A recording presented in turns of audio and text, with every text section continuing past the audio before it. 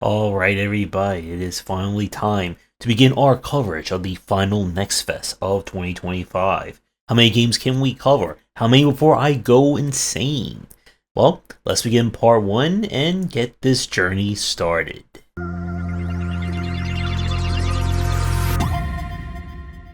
We're starting off with Alruna End of History. This is the sequel to the first game where we must battle the Necro-Industrialists in a post-apocalyptic world and with a lot of classic rock references along the way.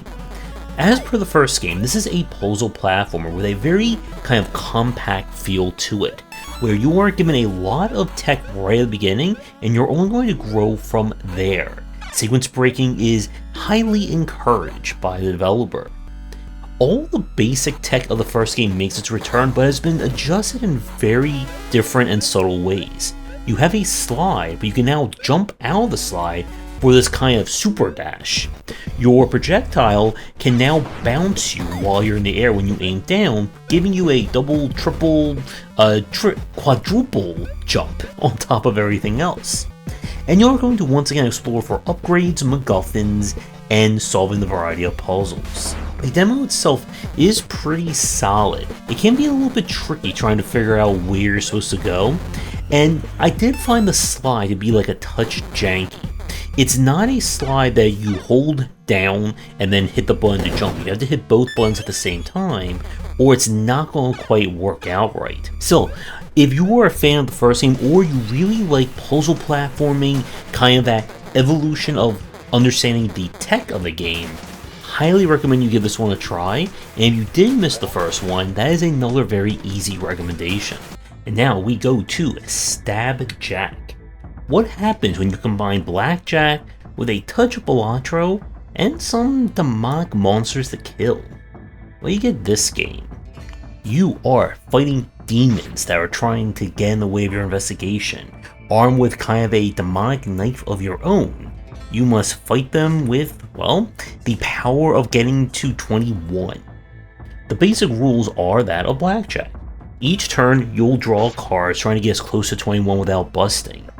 But unlike the normal game, you have demonic powers that allow you to bank a card, thereby avoiding going bust. You can then swap cards with your kind of blue flame hand. After each battle, you'll be able to choose from different cards you can add to your deck. While you'll have access to these standard cards, you will also be able to find cards that have specific modifiers to them, such as augmenting the amount of damage or defense they provide, causing enemy bleeds, debuffs, the whole deal like that. And you're going to have to figure out how best to build your deck to make it through the variety of areas. I really do like the art style, and the enemy designs are really well done. Now, as I said in kind of like the opening, it reminds me a little bit of Cilantro in that you're going to be modifying and changing your deck and trying to get as many combinations or same suits as possible. If you understand the basis of Blackjack, you should be more than acquainted with this one. I am interested to see like what else they're going to add to kind of mix up the formula, such as, you know, any cards that like change the rules, cards that maybe will subtract numbers, that kind of thing, and as well as what kind of enemies or advanced enemies will be in it. The ones that I saw during the demo are mainly of the I will attack you or I will block you variety, and didn't really get to see like too much of a variety beyond that. With that said, it's still a really great concept, and I think there's certainly something here for the deck building fans in the audience. So, instead of poker, if you are a Blackjack fan who also likes to fight demons along with playing, I would give this one a try. And now we go to Towerbolt. This is a challenging vertical-based platformer where you are trying to escape from a giant prison tower run by an evil AI. Our unique element in this one is that whenever you make a jump and you don't touch the floor, you build up kind of a meter. When that meter completely fills up, you will gain access to super jumps, greatly extending your ability to jump for as long as you can keep that combo going. Each area will of course have a variety of challenges, obstacles, and sometimes bonus MacGuffins for you to collect. The jumping and movement felt very solid in this, And I can definitely see this being a very popular game for the speedrunners in the audience, because once you kind of get the groove down for your charge jumps and your super jumping, you'll be able to move through this tower very fast. I'm interested to see if there'll be any more additional mechanics in the main game, such as more obstacles, more things than just having this laser trying to chase after you.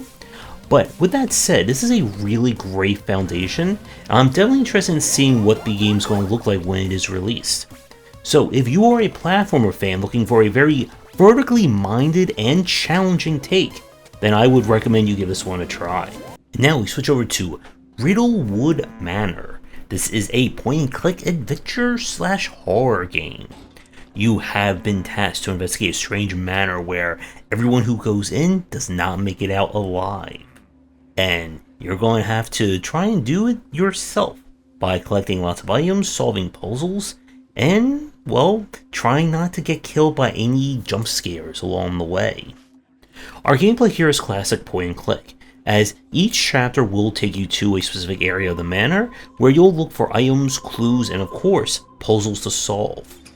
Where the twist comes in is that there are death traps, so if you aren't careful you can meet your grisly end from any of them, but when that happens you can just simply get back to the puzzle and see if you can solve it without the death coming at you. From what we saw in the demo, I would say this is going to be maybe moderate to moderately challenging in terms of the puzzles. I had a hard time trying to find some of the clues for some of them, and it looks like there's going to be a variety of different puzzles and riddles to solve. So if you are a point-and-click adventure fan looking for a more horror-filled take on it, then I would give this one a try. And now we go to Love Eternal. This is a psychological horror platformer. You play as Maya, who one day while having dinner with her family, apparently ends up in a very unusual dimension. With no idea how she got there, it is going to be up to us to get out one screen and a lot of jumps at a time. Our unique mechanic here is that of gravity flipping, much like in VVVVVV, where you'll have to figure out where to jump, flip, and even recharge your flip to get through the variety of obstacles. All while the story is going some very interesting directions. Now we didn't get to see too much of the kind of like horror or like strange in that respect, but the game controls very nicely and it looks like it's going to be very decently challenged for platformer fans out there. So if you're looking for a little horror to go with your platforming and your psychological elements, I will give this one a try. I'm really curious to see where things are going to go in the main game. Now we switch over to Rebel Engine. This is a first-person, I guess like action shooter. You play a robot trying to save the future from an evil corporation, and we'll have to punch, shoot, stab, and hack our way to do so. The interesting thing about this game is that it feels more like a first-person action game than a first-person shooter, despite the fact that we have a gun on the screen. You have the ability to punch and grab enemies. When an enemy is grabbed by you, you can then hack it to have it fire its own weapon.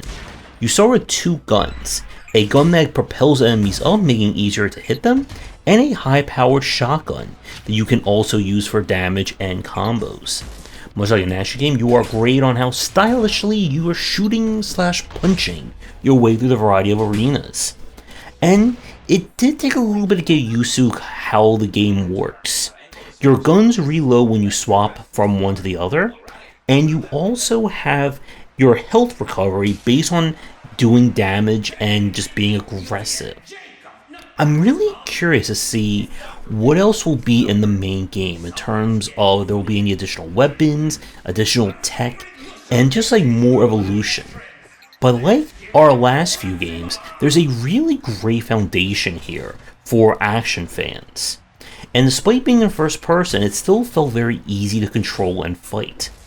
So I'm definitely curious to see where this one is going to go. And if you are in the mood for some first person hack and shoot, I would give this one a play. And now we switch over to Tears of Metal. This is essentially Scottish Dynasty Warriors, where you must lead your Highlander army to battle against the evil British while trying to get to a magical meteorite. Our gameplay is of an action roguelite style, where each campaign/run, you're going to gather resources and upgrades, which you can then use to upgrade your town/base to get permanent upgrades. During a run, you'll get access to different kind of favors or banners, which will allow you to improve your stats or change the properties of your different attacks. Different weapons will have different combos, and you'll be able to eventually acquire different characters who can aid you and improve your own little AI army that will follow you around. The game does allow for multiplayer, which we did not get a chance to see here. My main issue that I had is that readability is a little bit awkward. It's very hard sometimes to tell when an enemy is about to attack, especially when all the lights and the effects are happening on screen. The boss fights can be also very annoying, as they'll give you a tell, but they're not going to exactly say what the attack is going to be, and they do far more than just swing a sword or a mace at you. Still, really interesting concept for a game. I'm curious to see just how much the meta progression is really going to kind of dominate the play and the run focus. But still, another one that I would highly recommend you check out, especially with a few friends looking to do some Scottish ripping and tearing. And now we go to Pyro Frog. This is a puzzle platform where you play a frog who can, well, light himself on fire. And he's after someone, and they must explore a variety of environments and solve a variety of puzzles in order to get back what was stolen. Our main mechanic here is that you can eat bugs that will allow your frog to get set on fire, which will then let you spit out one fireball that can remove obstacles or interact with certain things. Each level will require you to find a key and then get to the exit door, which usually revolves around you replaying the level but going in reverse. The variety here is pretty well done. I would say this is definitely going to be on the no frills side. And if you are a fan of kind of like retro puzzle platforming, I would give this one a try. And I'm curious to see like how else they're going to add like more mechanics to the proceedings. And now we get to the idle portion of some of the games that I played after the stream was over, and we're starting things off with Paperwork. This is an idle incremental where you have been hired to be the CEO of a company, and you must use the power of, well, idling in order to earn your millions and billions, and just run this whole place. Our gameplay here is that you'll set up your office with a variety of desks, items, and more that will earn you your passive income.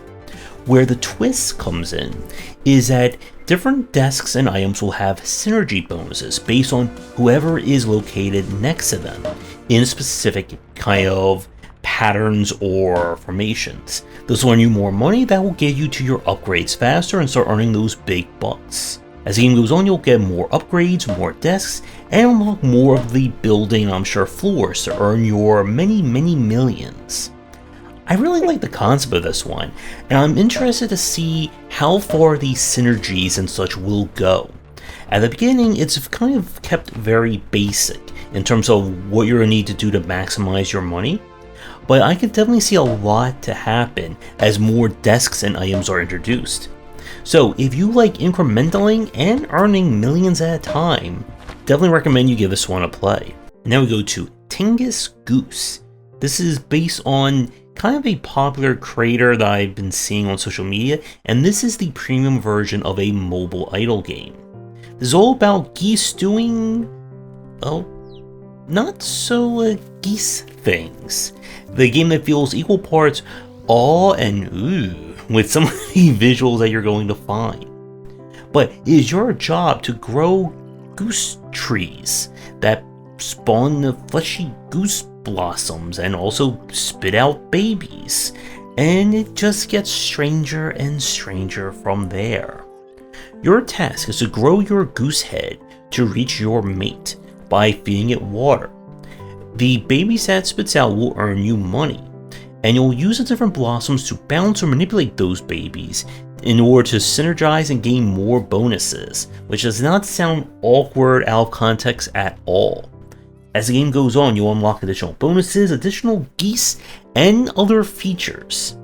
The incremental aspect comes in with how you sell the different blossoms in order to greatly or at most maximize the money that you're getting. You want the different babies to get close together so they'll combine into larger goose babies, which will earn you even more money. And like I said, it just keeps getting weirder and weirder from there. It's a very charmingly disturbing style of an idle incremental, and if you're not weirded at all by what I just described to you, then definitely give this one a try. And for the last game of our video, we go to Execute. This is an idle game where you have been tasked with the very lovely and wholesome job of murdering all life on Earth, using a computer that has Windows 98 apparently. The mechanics here is that you'll have to capture humans, get them in jail, and then, as you can see, finish them off. However you kill your various humans will earn you different resources that will then allow you to upgrade your murder pit in different ways. Like with a lot of the other idle games, you'll be prestiging or restarting quite a bit, which will earn you gold, which will unlock permanent upgrades, while keeping your pits going to earn you consistent income. It's one of those games where everything starts out very slowly.